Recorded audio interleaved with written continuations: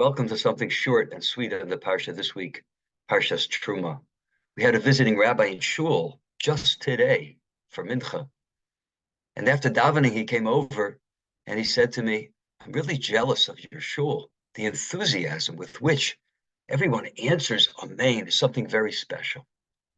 And it was quite bashert because right then, between Mincha and Ma'ariv, I was going to speak about the environment of a Shul and how that is developed. The Sefer HaChinuch tells us regarding the mitzvah of the Beis Hamikdash. Tzivonu likvoa makom sheitar v'noki b'tachos hanakios. HaKadosh Baruch Hu commands us to develop, to establish a place that is pure and that's clean to the greatest degree. A place l'tayr sham machshavos b'nei adam, which will cause the purification of the thoughts of man, l'sakein levavam elav bo, and to fix a person's heart, to bring him to the straight and narrow. As Rav Kook writes, the Beis HaMikdash and the Shul, which is the Mikdash Ma'at, the Navi calls a Shul, the Mikdash Ma'at, the small Mikdash, is intended to lift the Jew from his defilement and restore him into the ranks of the just and virtuous. Later the Sefer HaChinuch writes, Mitoch hechsher ha'maisa v'taras ha'machshava, it's through the various behaviors that go on in that Beis HaMikdash, in that Shul, v'taras ha'machshava, and the purity of thought, she'i alonu sham, that we experience there, ya'ala sechleinu ala devekus imasecha el-yoni, our thinking merges with the thinking of the Ribono Shel Olam. So the idea that a shul should be a place, a space, which is divinely inspired, which we naturally think different thoughts, and we come out purified. This is very similar to what the Kuzari, Rabbi Yehuda Halevi, writes about davening. He compares Shachris, Mincha, and Ma'ariv to the three meals that we eat during the day. A person wakes up, he's hungry. He needs his nutrition. He needs to get his energy. So he goes and he eats breakfast. Similarly, we daven Shacharis, so we're infused with godly thoughts, with values that are holy and noble and divine. And then a person goes out into the world, and just as several hours after breakfast, he develops an appetite, he becomes hungry, he needs more sugar in his bloodstream.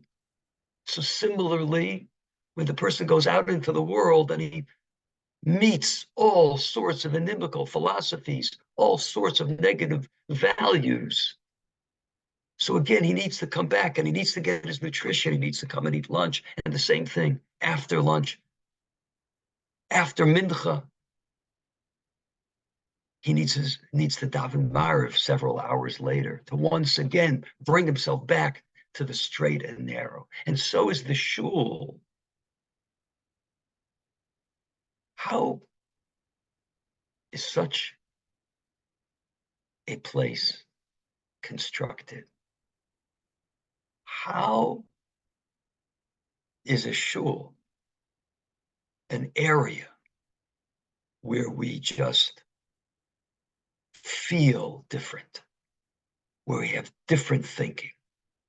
It's developed by the participation of each and every member of that Shul, each and every person who comes to daven, and what they do in that Shul. The Shul can be such a place of warmth where a person walks in and he feels part of a community, part of a group. He feels needed. He feels wanted. He feels loved. If everyone in that Shul will greet each other b'sefer panim yafos, with the shining countenance, greets them b'simcha, with joy. It's so wonderful to see you here. What kind of a warm Shul and a warm feeling environment that will be. And in the same way, in regard to Bein Adam L'Makom, if people come into that Shul and they're directed heavenward, they're looking at their tefillos They're inculcating their prayers. They're following the layaning. And they're talking to the Ribbono Shel Olam. And they treat the shul as such. Extraneous matters are not engaged in. They're just thinking about the Ribbono Shel Olam and his Torah and taking care of one's fellow man. That builds the environment. Each and every one of us build an environment, and each and every one of us benefits from that environment. That is the great goal of the Mikdash, and that is the great goal of the Mikdash Ma'at, of our shul, of any shul. Thanks so much for listening. Have a wonderful Shabbos.